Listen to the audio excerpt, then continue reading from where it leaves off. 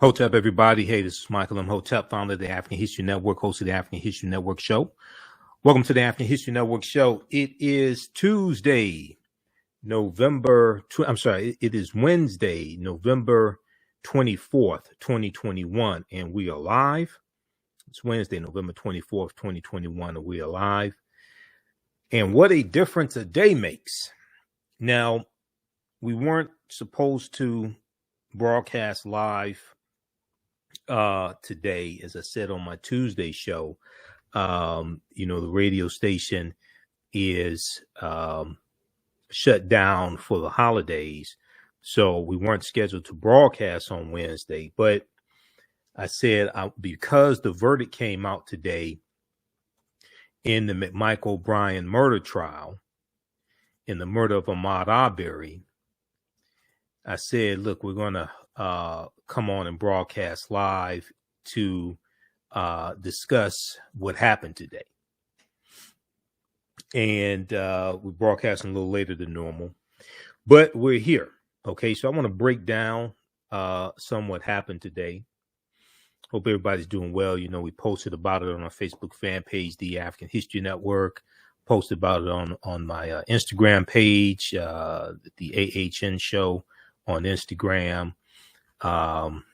Posted about it on my personal page as well. Okay, so we're going to go through, look at the charges, look at what happened, share this broadcast on social media platforms, invite your friends to tune in also. Special edition of the African History Network show. And, you know, we focus on educating, empowering, and inspiring people of African descent throughout the diaspora and around the world, because right knowledge corrects wrong behavior. All right, so we've been covering this case every day. And on yesterday's show, if you go back and watch our Tuesday show, Tuesday, November 23rd, I said that it's a good chance that the jury comes back with a verdict before Thanksgiving, because they wanted to work later on Tuesday, and the judge told them to come back at 8:30 a.m. on Wednesday morning. So we got a verdict today, and this was heard around the world. This was heard around the world. All right, so let's look at. We're going to look at the live updates from New York Times, and we're going to look at a couple articles and share a couple video clips as well. Okay, so if we look at Associated Press has a really good article. And as I said on yesterday's show, they're going to be found guilty. Now, I also said that William Roddy Bryan would probably is a good possibility, because we dealt with interlocking charges on Tuesday's show. We dealt with interlocking charges that the jury had to consider. So I said it's a good chance that he's found guilty on lesser charges than the other two, which is, and that's what happened. And also, Bryan did not have a gun. The other two were armed. Bryan was not armed. He had his vehicle, but he wasn't armed with a firearm. Okay, so just very quickly here, if we look at this article here from the Associated Press, 3 men charged in Ahmaud Arbery's death, convicted of murder. Okay, the Three Stooges, Larry, Curly, and Moe, and they still have to be sentenced. They could get up to life in prison. William Bryan will probably get less time. Verdicts in Arbery killing trial, the McMichael Bryan murder trial. So you had Malice murder, 1 count each. Greg McMichael was found not guilty of Malice murder. Travis McMichael was found guilty of Malice murder, and he was the one who did the shooting, the only one who did the shooting. Travis McMichael, the son. William Roddy Bryan found not guilty of Malice murder. Felony murder, 4 counts each of felony murder. The 2 McMichaels were found guilty on all 4 counts, and Bryan found guilty on 3 counts, not guilty on 1 count. Aggravated assault, 2 counts each. The McMichaels guilty on both counts of aggravated assault. Brian guilty on one count, not guilty on the other. False imprisonment, all three guilty of false imprisonment. Criminal attempt to commit false imprisonment. Criminal attempt to commit false imprisonment. All three guilty for criminal attempt to commit false imprisonment. Okay. So the jury deliberated for a little less than 12 hours. I want to go over and look at the reporting for the New York Times on this and break this down. New York Times has some really good reporting and good live updates. So we've been sharing that each day on the show. 3 men are found guilty of murdering Ahmaud Arbery. And let me do this here. Scroll down. We've got all of it. Okay. We should have all of it. All right. So we know 3 white men found guilty of murdering Ahmaud Arbery. The 3 defendants, Travis McMichael, 35 years old, his father, Greg McMichael, and their neighbor, William Roddy Bryan, face sentences of up to life in prison. Okay. And they, there's probably some cussing going on tonight, and them pointing fingers at each other, and it's it's gonna be crazy in prison. The men have also been indicted on separate federal charges, so there's going to be a federal trial as well in February 2022. So it's not over for them. Now they still have to be sentenced in this trial. They will also face a federal hate crimes trial, a federal trial dealing with including hate crimes and attempted kidnapping, and they are expected to stand trial in February 2022 on these charges. So it's not over for them. All right, this is, I mean, you remember the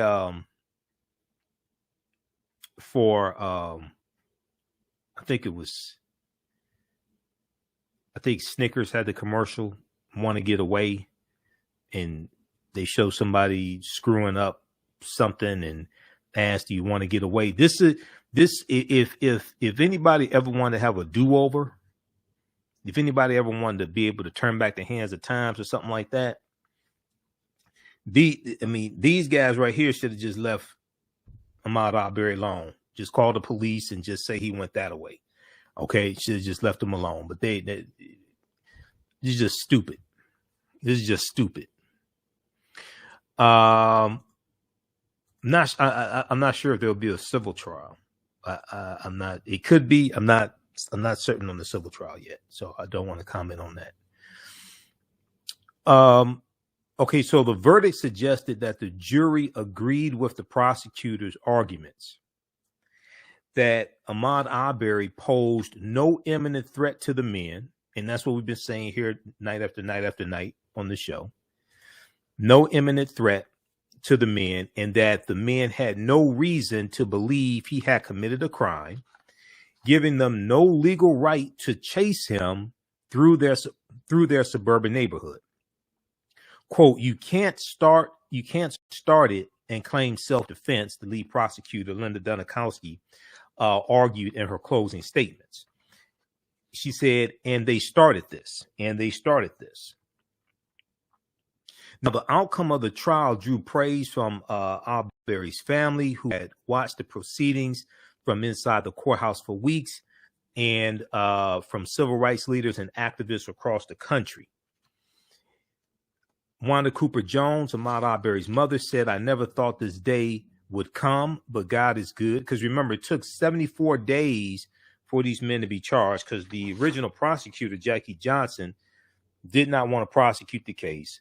It took 74 days for them to be charged. From the beginning, now Governor Brian Kemp, who needs to be voted out of office, he's up for re-election in 2022. Remember, stole the election from Governor Brian Kemp, Republican, said he hoped the verdicts would help, quote, lead to a path of healing and reconciliation, end quote.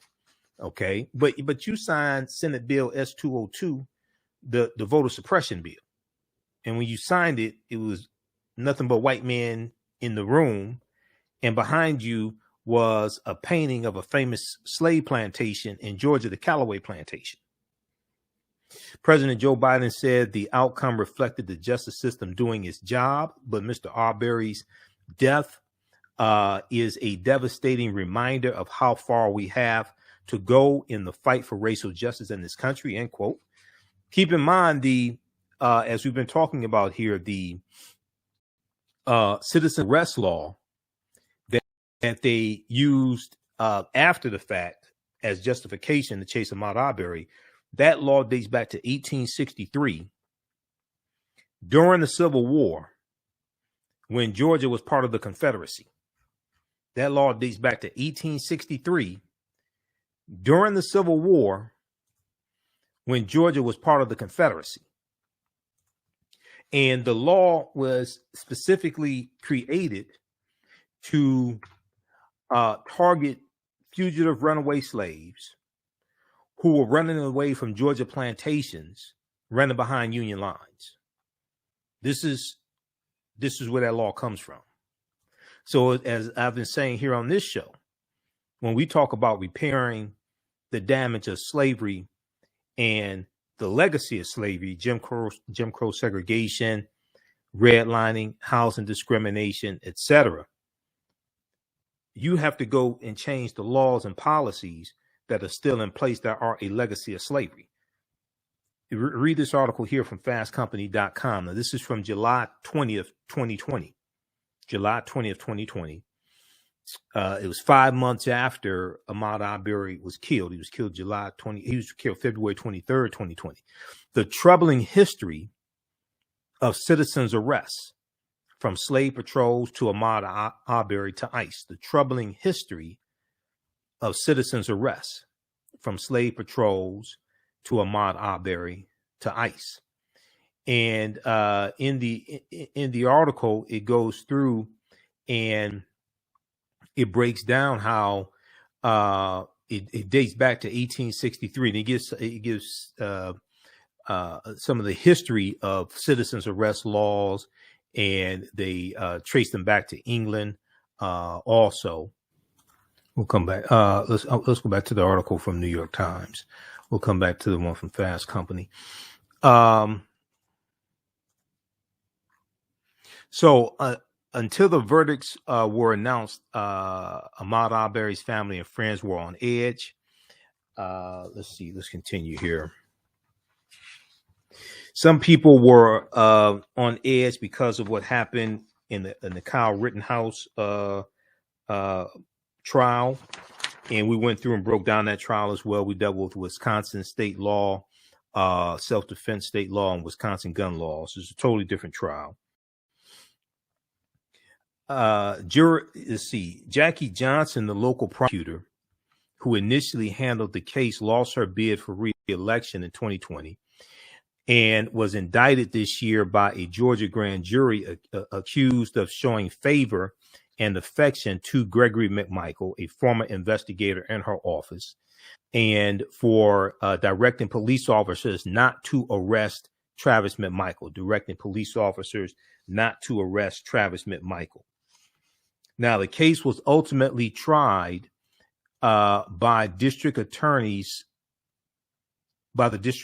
office in Cobb County, Georgia, which is roughly 300 miles away from Brunswick in metropolitan Atlanta. Now, this goes to how important the prosecutors are, and prosecutors are elected positions, county prosecutors, district attorneys, things like this. This shows how important it is to have the right prosecutors in office. The case brought a political upheaval. Governor Brian Kemp, Republican, signed a hate crime statute into law and sided with state lawmakers when they voted to repeal significant portions of the state's citizens arrest statute. So that was in May 2021, where they repealed the state citizens arrest statute. Now, during the trial, defense lawyers relied on the citizen's arrest law, which was enacted in the 19th century. They argued that their clients had acted legally when on a Sunday afternoon in February 2020, they set out in two pickup trucks in an effort to detain Ahmaud Arbery, an avid jogger and former high school football player, who spent nearly 5 minutes trying to run away from them. Okay, eventually trapped between the two pickup trucks, Ahmaud Arbery then ended up in a confrontation with Travis McMichael, who was armed with a 12-gauge shotgun and fired at Ahmaud Arbery 3 times at close range. Travis McMichael testified that he feared that Ahmaud Arbery, who had no weapon, would get control of the shotgun from him and threaten his life. All right, now, okay, I want to go to this clip here from. We'll go to this clip from the Black News Channel here in just a minute. The men each faced a 9-count indictment. For each count, they were charged individually and as parties concerned in the commission of a crime. Okay, for each count, they were charged individually and as parties concerned in the commission of a crime. These counts included malice, murder, felony murder, aggravated assault, false imprisonment, and criminal attempt to commit the felony of false imprisonment.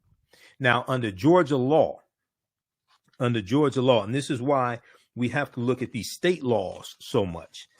Okay, this is why we have to look at these state laws, and many of these state laws need to be changed. Like in Wisconsin, we went through on this show, and those that watch normally, we went through on this show and we dealt with Wisconsin state law, self-defense law. And under Wisconsin self-defense law, even if you provoke the situation, you can still claim self-defense if you fear that your life is in danger or you're in danger of imminent bodily harm. That's Wisconsin state law. State laws vary from state to state. We went through, so we broke that down with Kyle Rittenhouse. We also, on this show, we broke down the Wisconsin gun law, because there is a subsection to the Wisconsin gun law that allows minors to possess long guns, allows minors in Wisconsin, 16, 17-year-olds, to possess shotguns or rifles as long as the barrel length is over 12 inches or over 1 foot. That's Wisconsin state law. There's a subsection in the law that Kyle Rittenhouse's defense argued allowed him to possess the gun because the barrel of the AR-15 was 16 inches long. And the prosecution and the Wisconsin gun law is very hard to understand. It's not clearly written, clearly defined. And the prosecution misread the gun law. Judge Schroeder said it took him some time to go through and really understand the law because it's poorly written. Okay, so politics is the legal distribution of scarce wealth, power, and resources, and the writing of laws, statutes, ordinances, amendments, and treaties, their adoption, interpretation, and enforcement. That's why we have to go through, and a lot of these laws in these various states have to be rewritten or struck down altogether. Okay, so under Georgia law, malice murder is applied when a person is found to have deliberately set out to kill somebody. When a person is found to deliberately set out to kill someone, it's like first degree murder. Okay, it's like first degree murder in other states. So some states call it malice murder, other states will call it first degree murder. The charge of felony murder applies when a death results in the course of another felony. Okay, so like armed robbery. You're robbing a bank and you end up shooting a security guard. Okay, that's felony murder. The charge of felony murder applies when the death results in the course of committing another felony.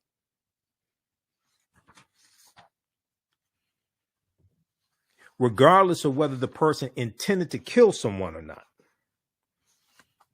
Now, both carry a sentence of up to life in prison. Both malice murder or felony murder in the state of Georgia carry a sentence of up to life in prison. Now, the jury found Travis McMichael, the man who shot Ahmaud Arbery, guilty on all 9 counts, including malice murder and felony murder.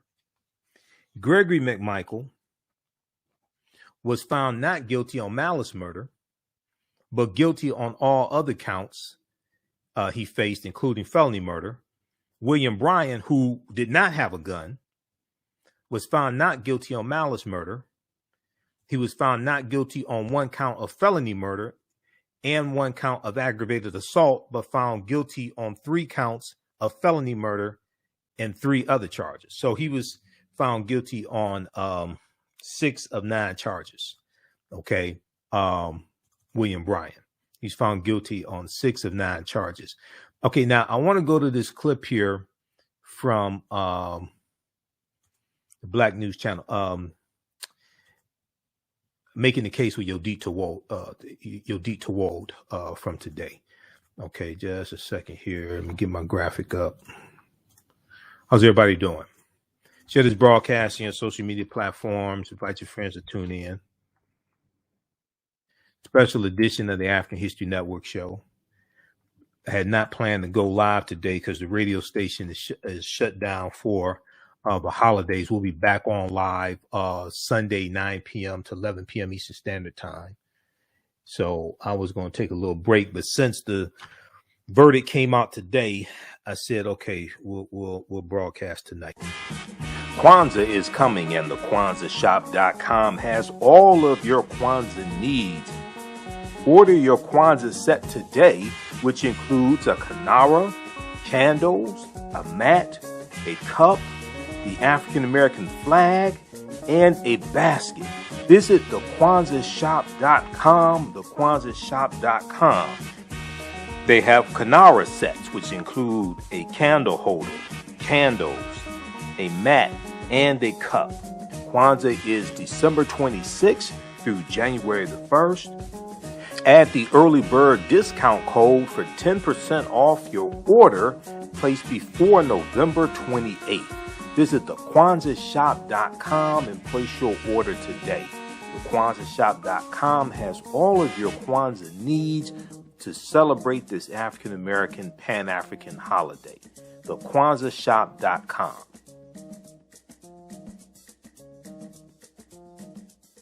Mental health and well-being have long been a taboo subject in the so-called African American community.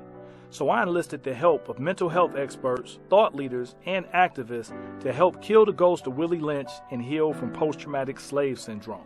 We experience trauma a lot of times on a subconscious level. So sometimes something happens to us and we know that it's traumatizing, but we don't really recognize the extent of the trauma. Okay, let me go to this clip here. Just a second. Stand by. And since we're not on the radio, I have to operate the boards and all that. I don't have Shakita or Jalen here to operate the boards, so I'm doing everything. Stand by. After less than 12 hours of deliberation, a jury returned guilty verdicts for all 3 men accused of murdering Ahmaud Arbery. Travis McMichael, Greg McMichael, and William Bryan now face a possible life sentence. BNC's Drake Clark has been our eyes and ears covering this case from the beginning, and he joins me live from Brunswick with the latest. Drake? Dee, good evening again. You know, the reason why so many people cried and cheered so loudly earlier is because, remember, it wasn't until 74 days after Ahmaud Arbery died that someone was charged. It took protests and massive media attention to get those indictments. And now tonight we can say what happened to Ahmaud Arbery was murder. Count 1, malice murder. We, the jury, find the defendant, Travis McMichael, guilty. We, the jury, find the defendant, Greg McMichael, guilty. We, the jury, find the defendant, William R. Bryan, guilty. After 1 year and 9 months, Ahmaud Arbery's family finally getting justice. After deliberating for a little more than 11 hours, the jury of 11 white men and women and 1 black man returned guilty verdicts. The defendants then are ordered to remain in the custody of the sheriff, and we are adjourned. Travis McMichael was found guilty on all charges. His father, Gregory, guilty on 8 of 9, including felony murder. And William Roddy Bryan found guilty of 6 charges, including aggravated assault and felony murder. All 3 men will likely spend the rest of their lives in prison. And the verdict today was a verdict based on the facts. Yes. Based on the evidence. Yes. And that was our goal, was to bring that to that jury so that they could do the right thing. February 23, 2020, Ahmaud Arbery was jogging through Satilla Shores, a mostly white community. Gregory and Travis McMichael chased Arbery in a pickup truck, armed with a handgun and a 12-gauge. The McMichaels believe Arbery was a neighborhood burglary suspect. William Bryan joined the chase in his pickup truck, recording it on his cell phone. Gregory McMichael told investigators they chased Arbery until they had him trapped like a rat.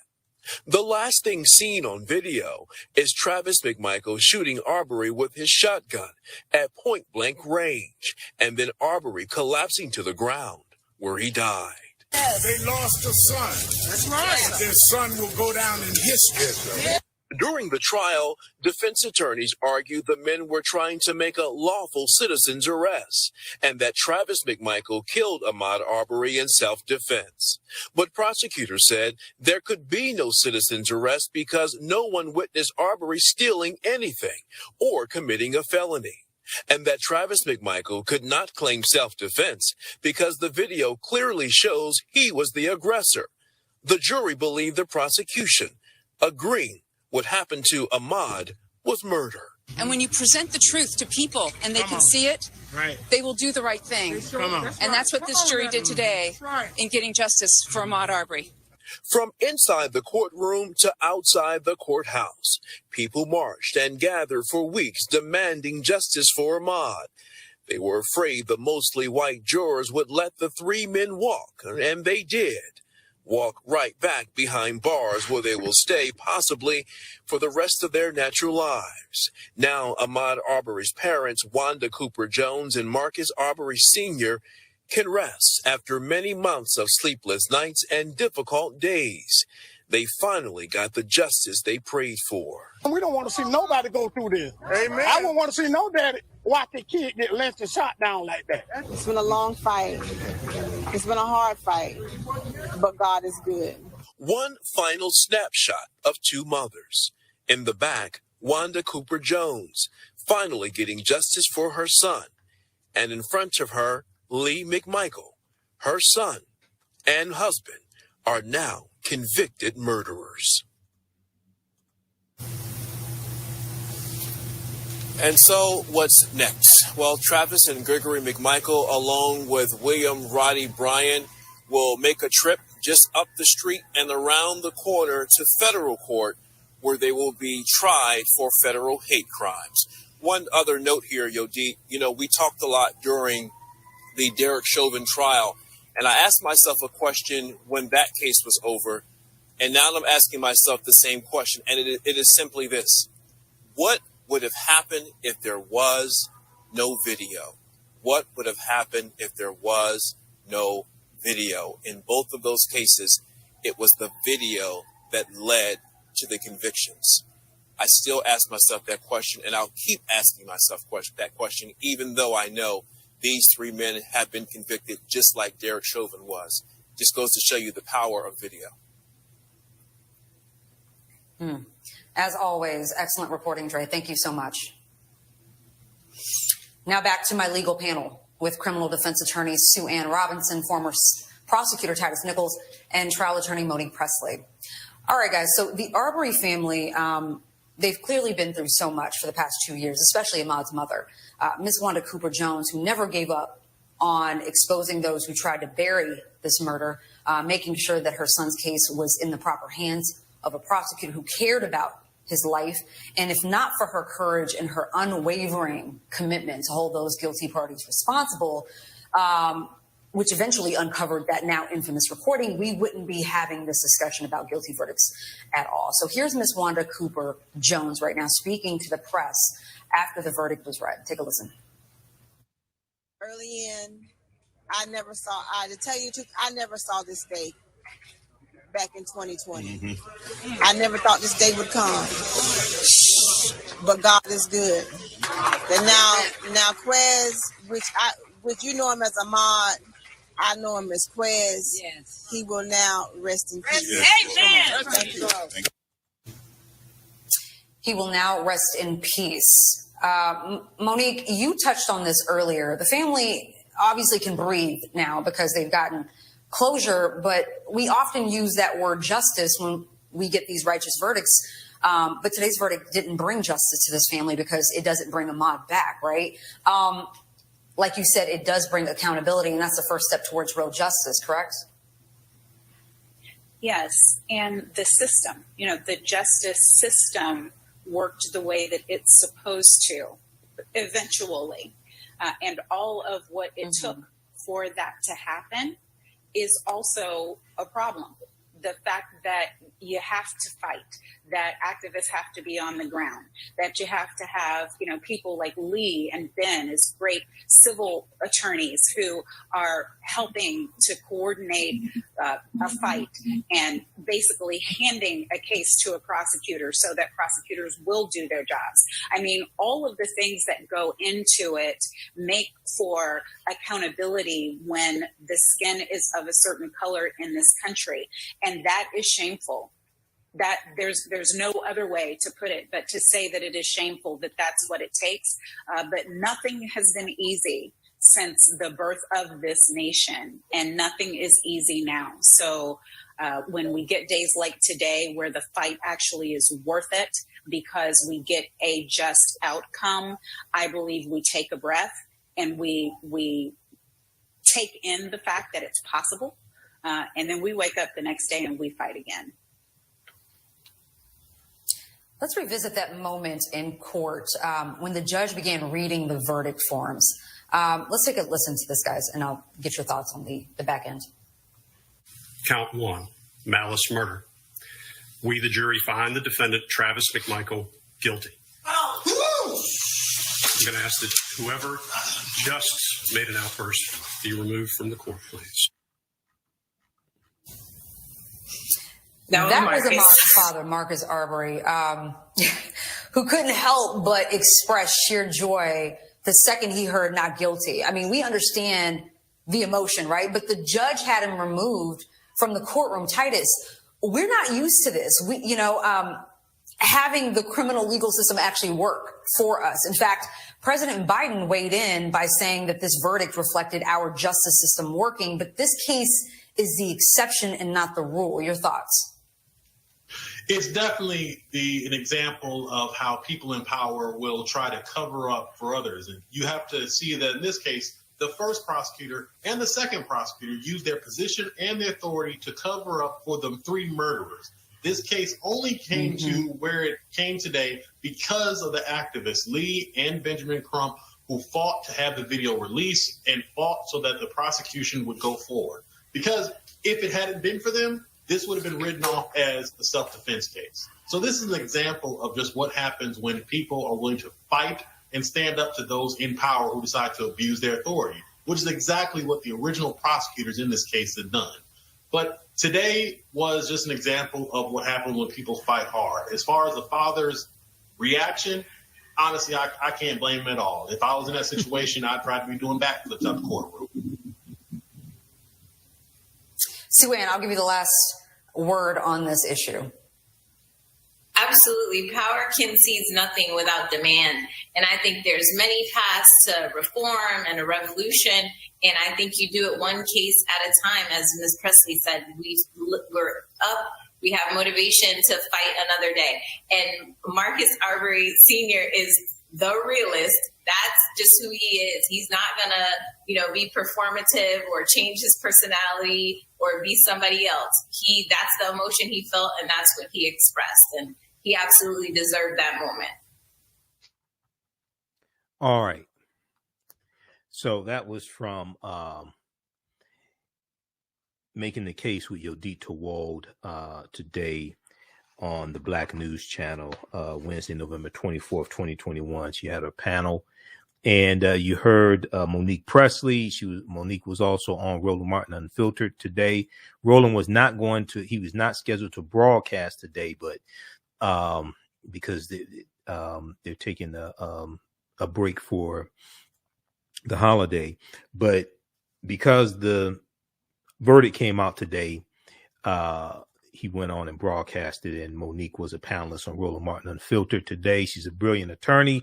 I've been a co-panelist with her once on Roland Martin Unfiltered. So normally I'm on Friday. She's normally on Thursdays. Normally I'm on Fridays. No, she's normally on, I think she's normally on Wednesday. She's normally on with A. Scott Bolden and Robert Patillo. I think she's normally on Wednesdays. I'm on Fridays. So we won't be on this Friday because of the holiday. So I'll be back on next Friday on Roland Martin Unfiltered. All right, let's go back now. I want to revisit something we talked about on Tuesday's show. Tuesday, while deliberations were taking place, we talked about this story here from the New York Times. The jury will now weigh multiple interlocking charges in the Arbery murder trial. And we talked about the complication in the charges, right? You remember this from yesterday's show. The task with the jury is not just a matter of deciding between guilty or not guilty on a particular charge. The jurors must sort through a matrix of interlocking charges and different forms of culpability that can depend on one another. Okay, so we went through and broke this down on Tuesday's show. So we'll be rebroadcasting. We broadcast these shows throughout the day on our Facebook fan page, The African History Network, our YouTube channel, Michael Imhotep. And these are in audio podcast format. Download the iHeartRadio app, search for the African History Network show. Go to our website, AfricanHistoryNetwork.com. Click on Listen to Podcasts. Wherever you get your podcast from, search for the African History Network show. Here are some of the complications. Could they all be guilty of what any of them did? Okay, they go through and break this down. Under the law, if the jury finds that one of the men committed a felony, it can convict them all of that crime on the basis that they were acting together.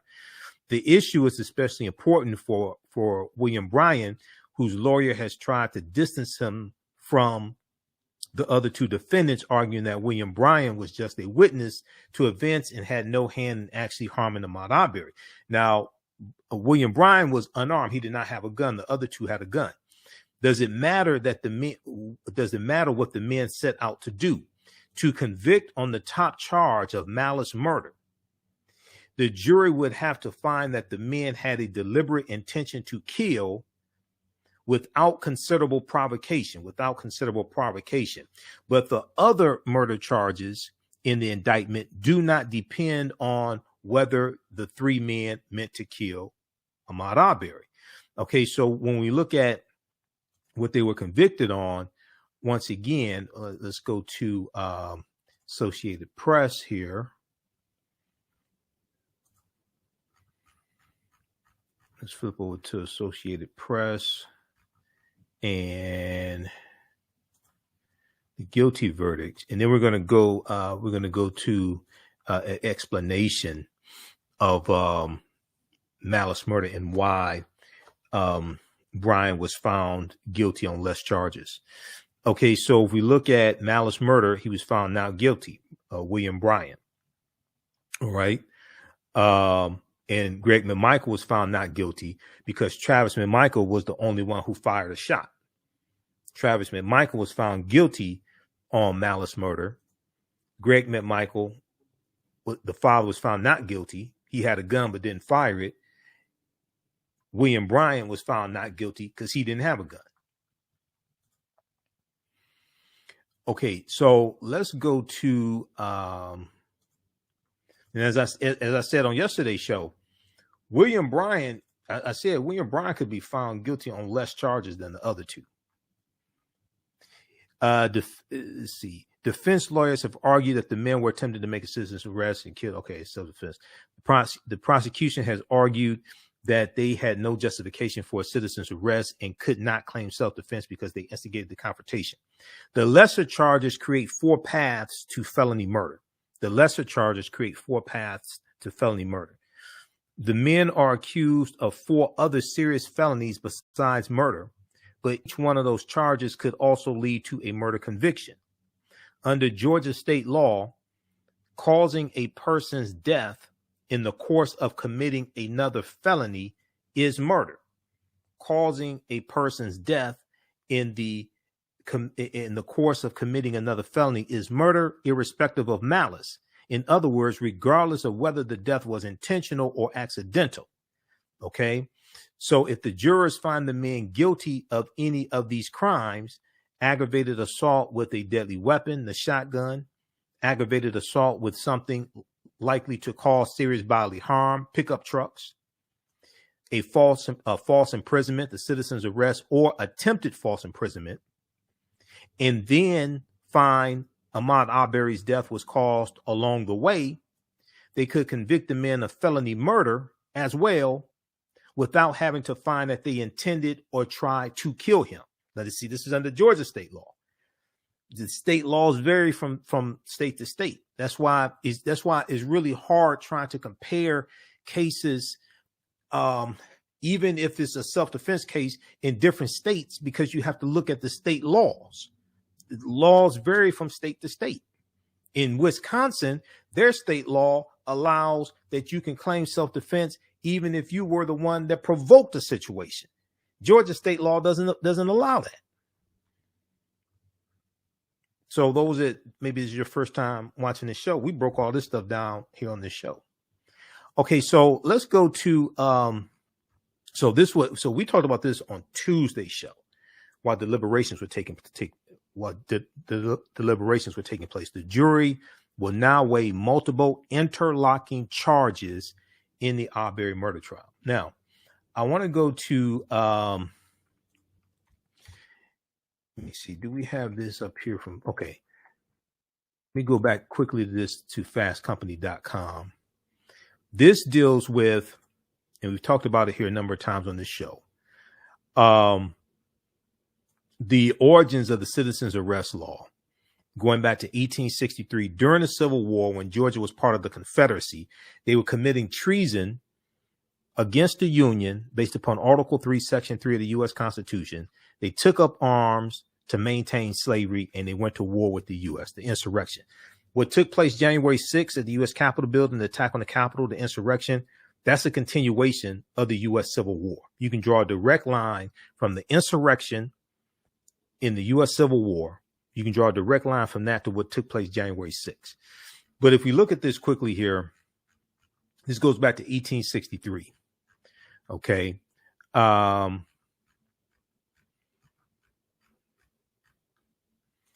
Let's see here.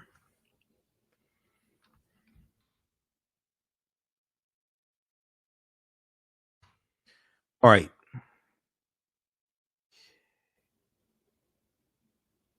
Last week, a House panel in Georgia started debating whether to revise or repeal the state's citizen's arrest law, which was established in 1863 to allow white people to be able to capture slaves fleeing to join the Union Army during the Civil War. Okay, established in 1863 to allow white people to capture slaves fleeing to join the Union Army during the Civil War.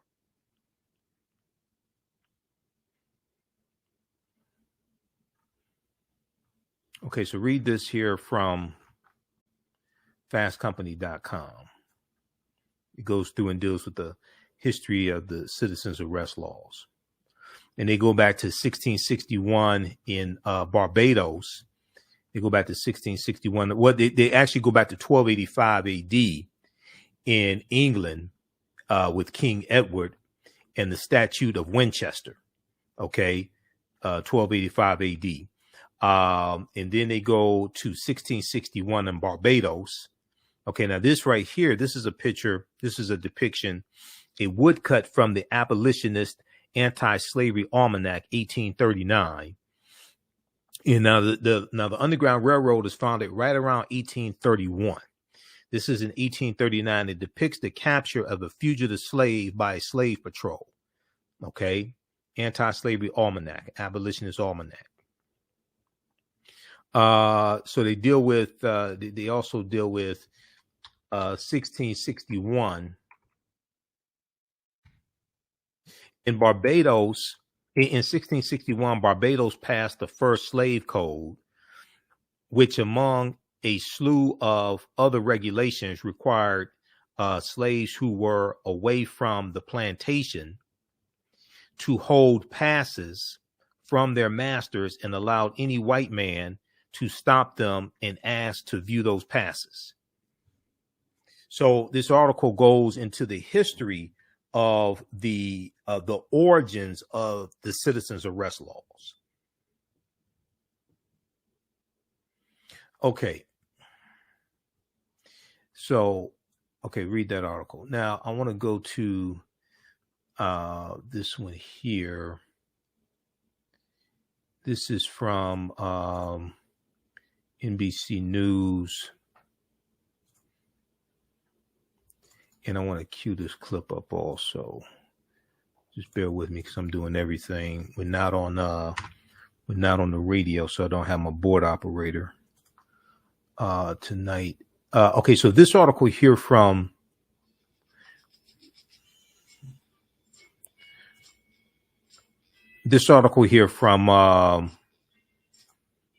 NBC News.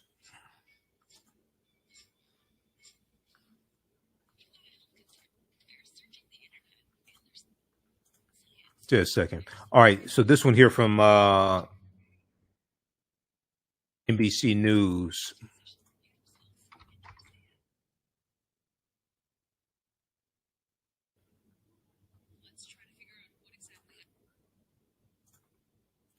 All right, now this one deals with why was only one defendant in Ahmaud Arbery's killing guilty of malice murder.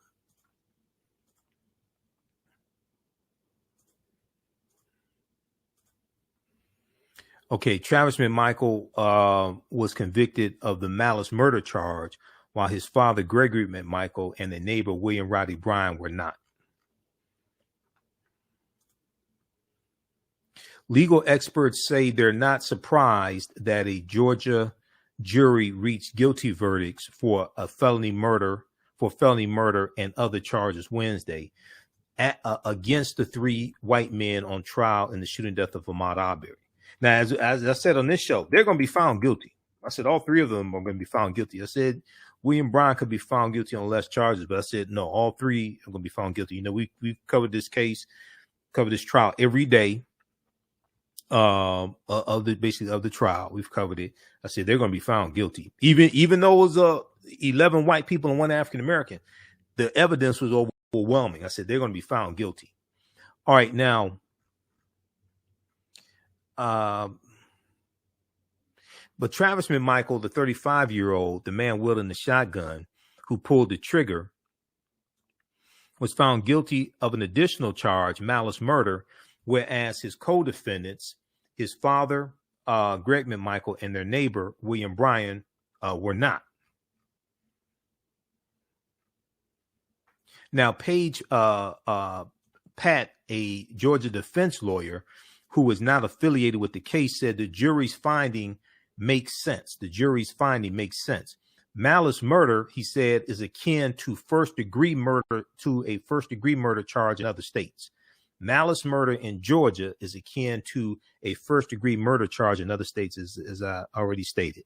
According to Georgia law, it means someone had a deliberate intention unlawfully to take the life of another human being in which they weren't provoked and demonstrated, quote, an abandoned and malignant heart, end quote, or essentially it was done out of ill will. It was done out of ill will. Okay, this is malice murder. It means someone had a deliberate intention unlawfully to take the life of another human being and demonstrated an abandoned and malignant heart, or essentially it was done out of ill will. The prosecution successfully argued that as the person who decided to fire the weapon, Travis McMichael, throw this up here, Travis McMichael was malicious in a charge that carries a life sentence. Prosecutors also made it clear that malice murder can be committed in a split second. Malice murder can be committed in a split second, and leaned into the idea that Travis McMichael grew angry when Ahmaud Arbery did not heed his commands to stop. In addition, all three defendants were found guilty of various counts of felony murder, a charge typically brought against someone who was an accomplice in a person's death but did not physically kill. Okay. Now I want to go to this clip here. This is from NBC News, and let me see.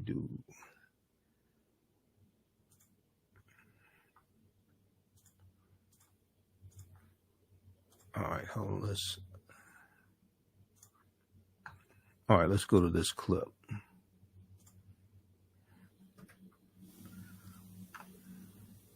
Let's try to figure out what exactly happened there with that jury and bring in Danny Savalos. So, Danny, the big headline here, though, Travis McMichael, the man who pulled the trigger, held the gun, pulled the trigger, killed Ahmaud Arbery, found guilty of all 9 counts. His father not found guilty of malice murder. That's count 1. Why would the jury decide that?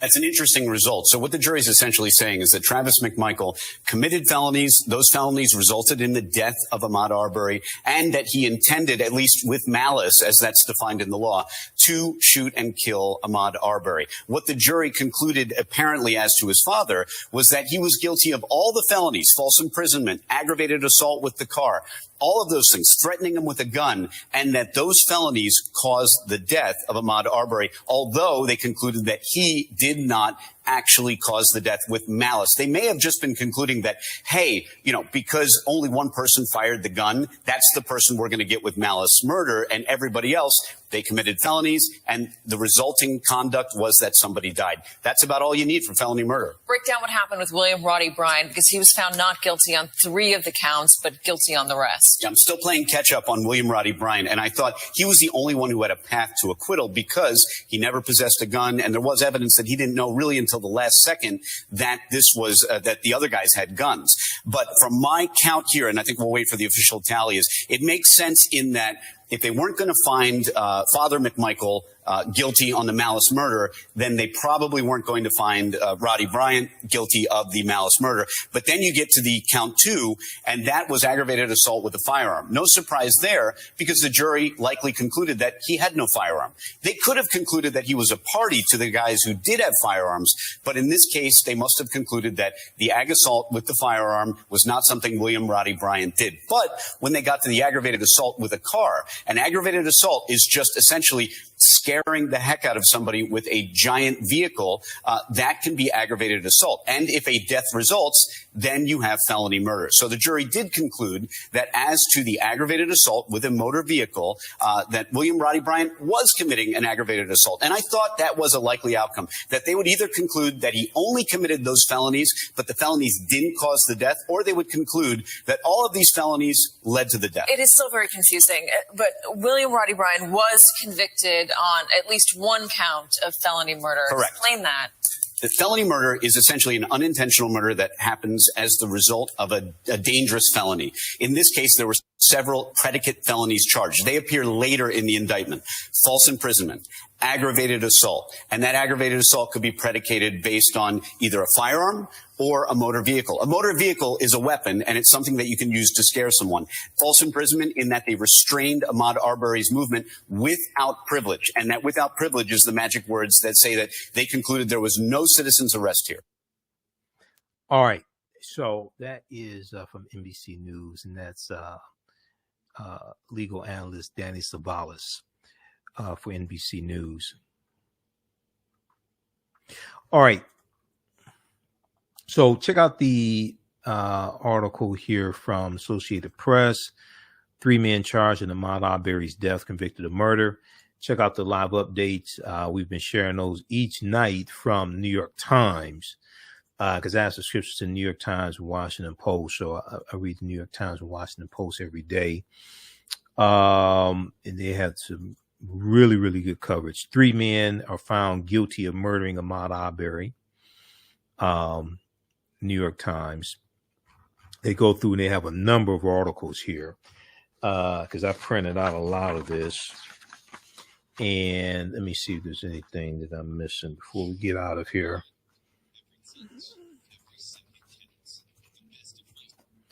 Let's see here.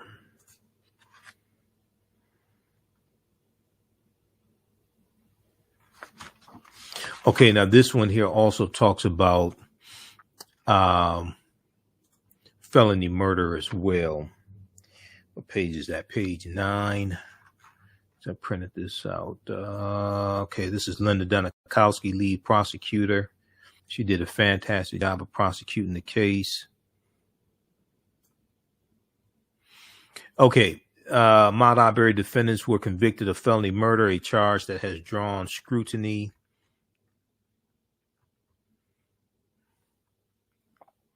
Statutes like the one in Georgia, which carries a mandatory life sentence, have been denounced by some critics who say that they can lead to overly harsh punishments for accomplices to murder. But supporters of the laws argue that they allow prosecutors to adequately punish people who contributed to another's death. In the killing of Ahmaud Arbery, only Travis McMichael, who fatally shot Ahmaud Arbery, was convicted of malice murder, meaning jurors found that he intended to kill Ahmaud Arbery. The other 2 defendants, Travis McMichael, Gregory McMichael, the father, and William Bryan, their neighbor, were convicted of felony murder, meaning jurors concluded that the men caused Ahmaud Arbery's death while committing another felony. Okay, whereas with malice murder, the jurors concluded that Travis McMichael intended to kill Ahmaud Arbery.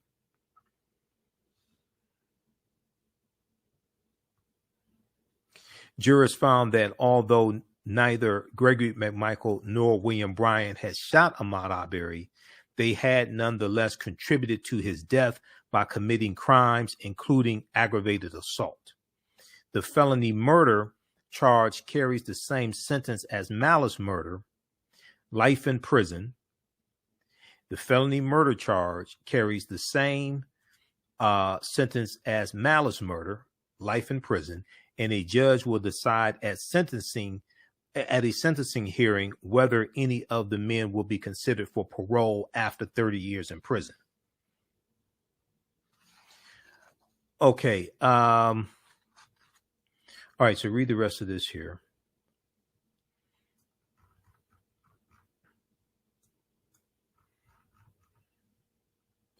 So Attorney Benjamin Crump said something like very, very important today. He said he hopes the standard, he hopes a precedence is not set, that to get justice for an African American, and he said minorities, but specifically for African Americans, in a situation like this, there cannot be a precedent set that you have to have video to be able to get a conviction. Luckily, there was video, and William Bryan recorded it himself. Luckily, there was video. But we can't have a precedence where if you don't have video and all the other facts are the same, if you don't have video, then you can't get a conviction. Because that's a dangerous precedence. That's a dangerous precedence to set.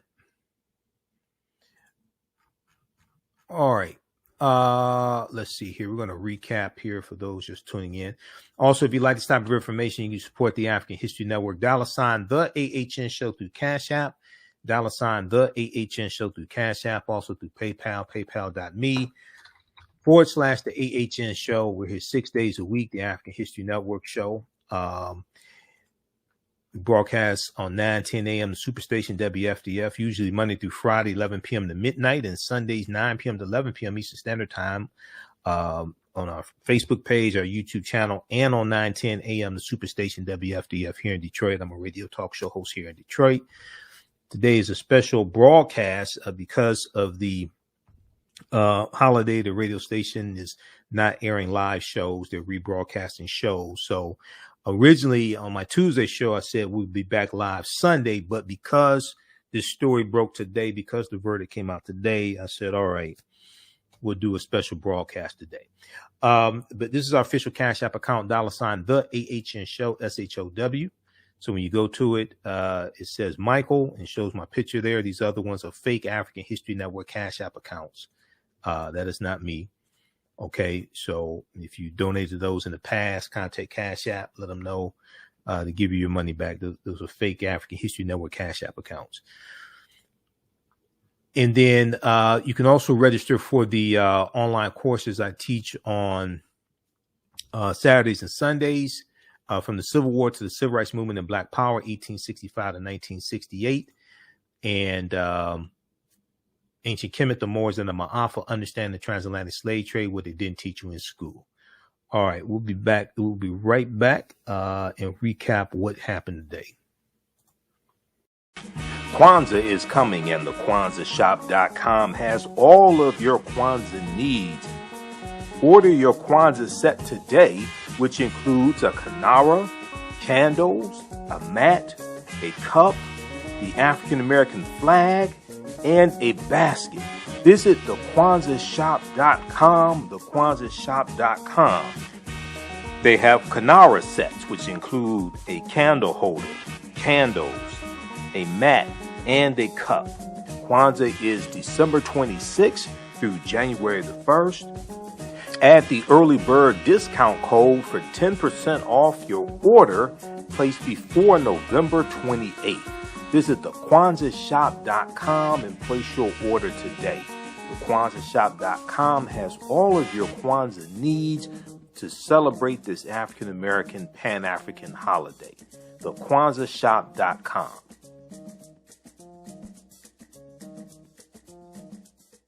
Black on Purpose Television Network.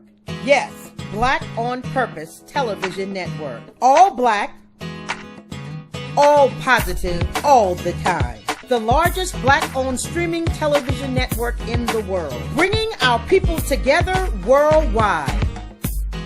Controlling our messages, our stories, our way. Black TV the way it should be. Black music, Black history, and more. 30+ channels, thousands of shows. Black on Purpose Television Network. Subscribe now. Mental health and well-being have long been a taboo subject in the so-called African American community. So I enlisted the help of mental health experts, thought leaders, and activists to help kill the ghost of Willie Lynch and heal from post-traumatic slave syndrome. We experience trauma a lot of times on a subconscious level. So sometimes something happens to us and we know that it's traumatizing, but we don't really recognize the extent of the trauma.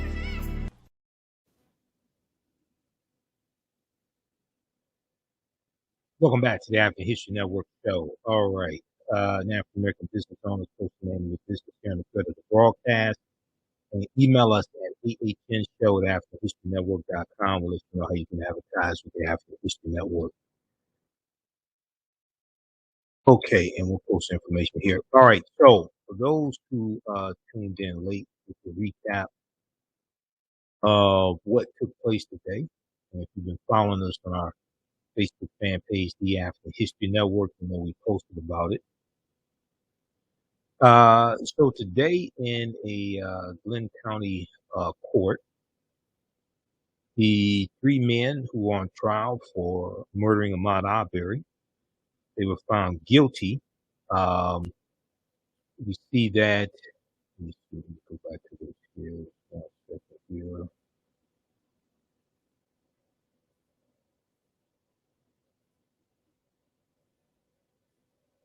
We see that Travis McMichael was found guilty on all 9 counts.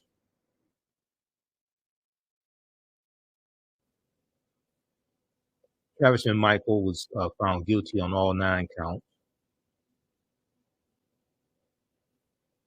We see his father, Greg McMichael, was found guilty on 8 out of 9 counts, and their neighbor, William Bryan, was found guilty on 6 out of 9 counts.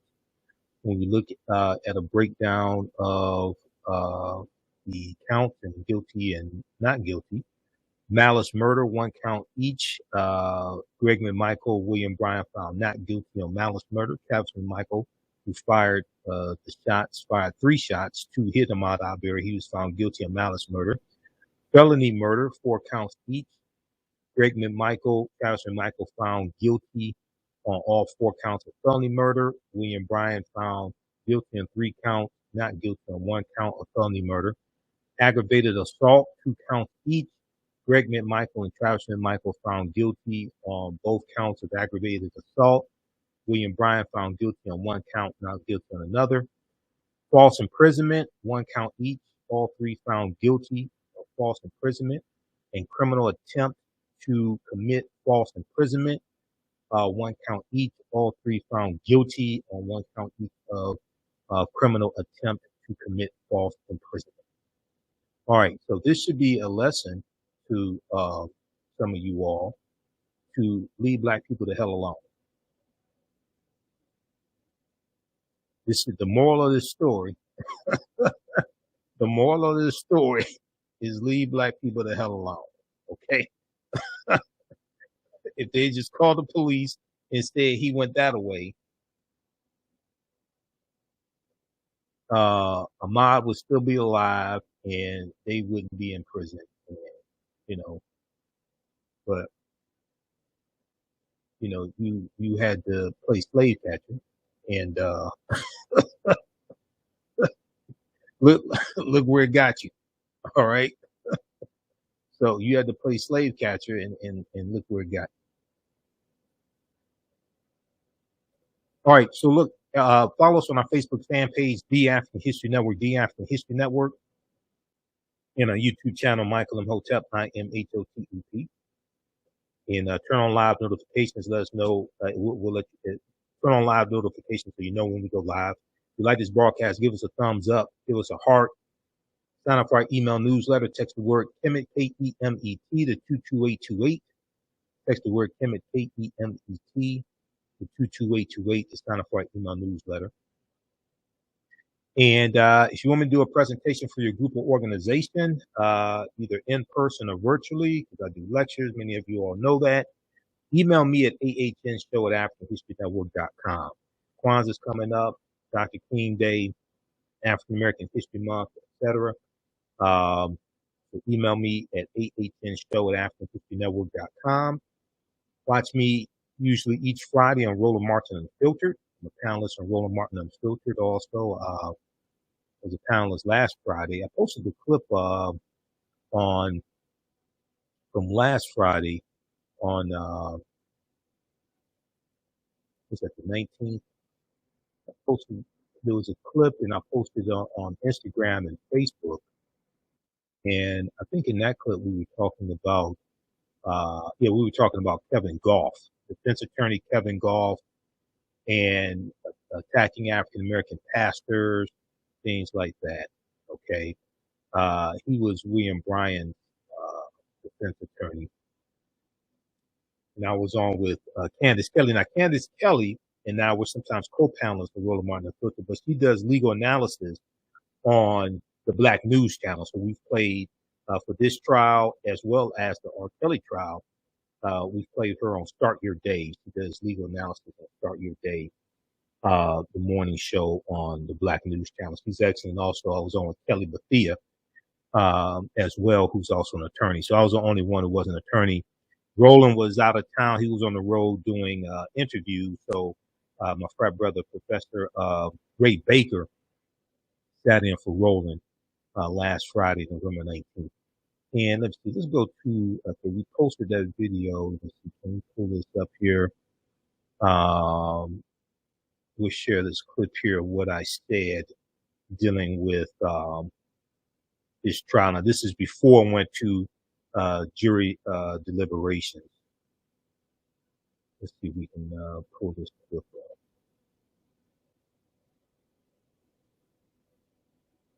up. Actually, you know what? I have it on the hard drive, so we can go to it. What is that under download? Okay, right here. To say in 2021, in the year of our Lord, in Glenn County, Georgia, after your client is part of a collection of men who shot and killed an unarmed black jogger, that what was happening by black preachers outside of a courthouse is equivalent to a 21st century public lynching.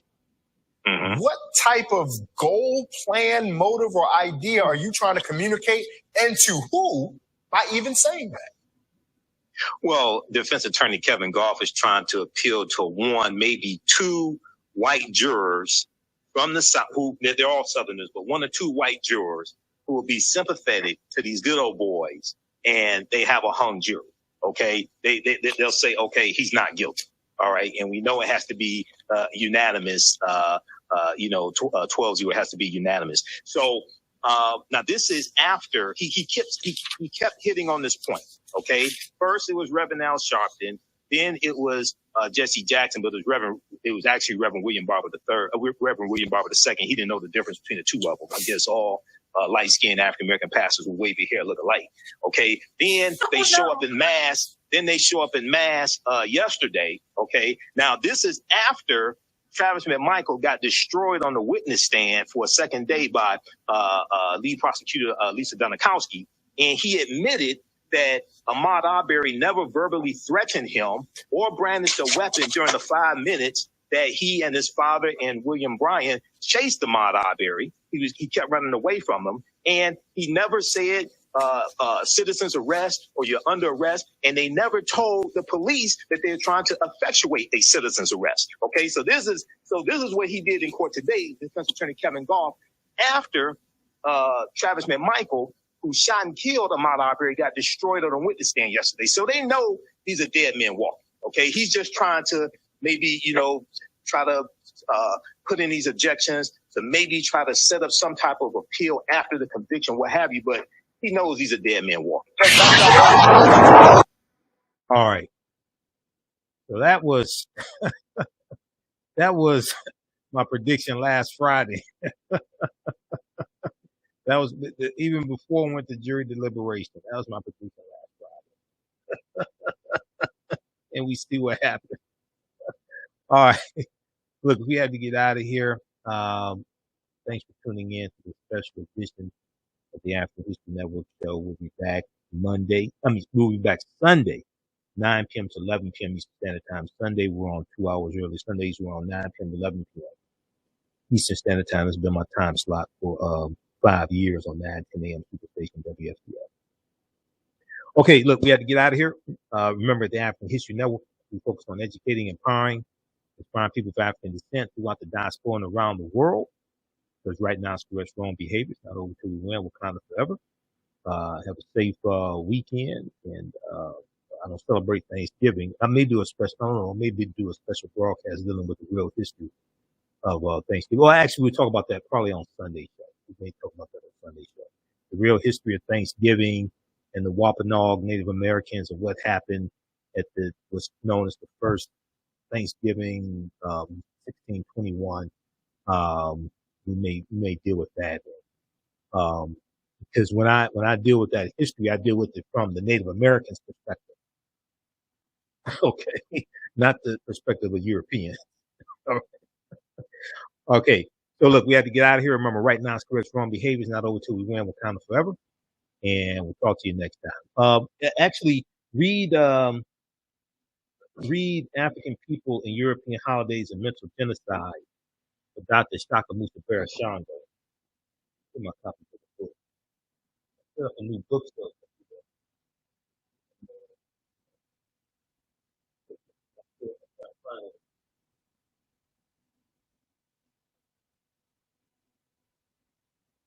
Yeah, read African People and European Holidays, A Mental Genocide by Dr. Shakamusa Barashango, because he talks about Misgiving Day. He talks about Misgiving Day in here. This is book one. He has a book one and a book two. Okay, this is book one. And let me see this. Christmas, Feast of the Unity Family, Umoja Karamu,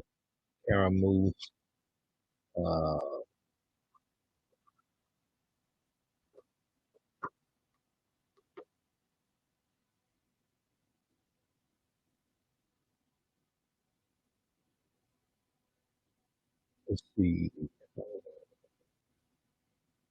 And okay, yeah, page one. He talks about historical roots of Misgiving Day. Thanksgiving Day literally is a holiday celebrating the beginnings of the almost total extermination of an entire race of people commonly called Indians, and the enslavement and continued oppression and genocide of the African by European settlers. In the succeeding pages of the study, we will observe that Thanksgiving Day is indeed a celebration of horrors. Now, that does not mean I totally understand being with family and all that stuff on Thanksgiving Day. I'm not saying don't be with family. I'm not saying don't eat or anything like that. We're talking about this European celebration of Thanksgiving that basically originates, the National Day of Thanks, basically originates during about 1863 during the Civil War. Okay. So we're talking about this European concept of Thanksgiving, which was supposed to commemorate the first, their concept of the first Thanksgiving in 1621, which is really a distorted concept of what happened. We'll deal with this on Thursday because it's late and I'm tired. We'll deal with this or Sunday show. We'll break this down on Sunday show. Okay. For over 100 years now, Black folks in the United States have joined with the descendants of the same European murderers, who enslaved them. I think he meant to say murderers, who enslaved them and systematically all but destroyed the Amerindian, and feasting and giving thanks to God for the quote unquote opportunity to live in one of the most racist, imperialist, and oppressive countries on earth. Dr. Shakamusa Barashango was no joke. All right. He goes on to say, Black people celebrated Thanksgiving Day is like the Americans celebrating the bombing of Pearl Harbor, or Jews celebrating the rise of the Third Reich, or the Palestinians celebrating the intrusion of the settler colony, into Israel, or moreover, the millions of Zulu descendants who are being murdered by the thousands each day, celebrating the establishment of the Union of South Africa. Okay, so this book came out in 1979, so when apartheid was taking place in South Africa. So he talked about Misgiving Day.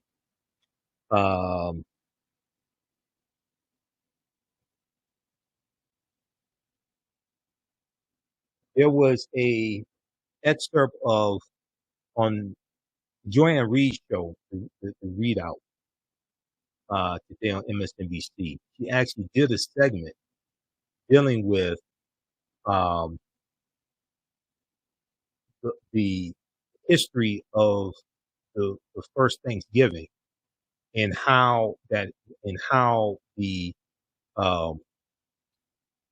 popular version of it, of what happened, is distorted. And she interviews some Native Americans to deal with understanding that history from the Native American perspective. We dealt with that today. We'll talk about that on Sunday. All right, I gotta get out of here. I guess I'm get out of here. Right now, it's correct wrong behavior is not over till we win. Wakanda forever. We'll talk to you Sunday. Peace. Mental health and well-being have long been a taboo subject in the so-called African American community. So I enlisted the help of mental health experts, thought leaders, and activists to help kill the ghost of Willie Lynch and heal from post-traumatic slave syndrome. We experience trauma a lot of times on a subconscious level. So sometimes something happens to us and we know that it's traumatizing, but we don't really recognize the extent of the trauma. Kwanzaa is coming, and the TheAHNShow.com has all of your Kwanzaa needs. Order your Kwanzaa set today, which includes a kinara, candles, a mat, a cup, the African American flag, and a basket. Visit the TheAHNShow.com, the TheAHNShow.com. They have kinara sets, which include a candle holder, candles, a mat, and a cup. Kwanzaa is December 26th through January the 1st. Add the early bird discount code for 10% off your order placed before November 28th. Visit the TheAHNShow.com and place your order today. The TheAHNShow.com has all of your Kwanzaa needs to celebrate this African American Pan-African holiday. The TheAHNShow.com.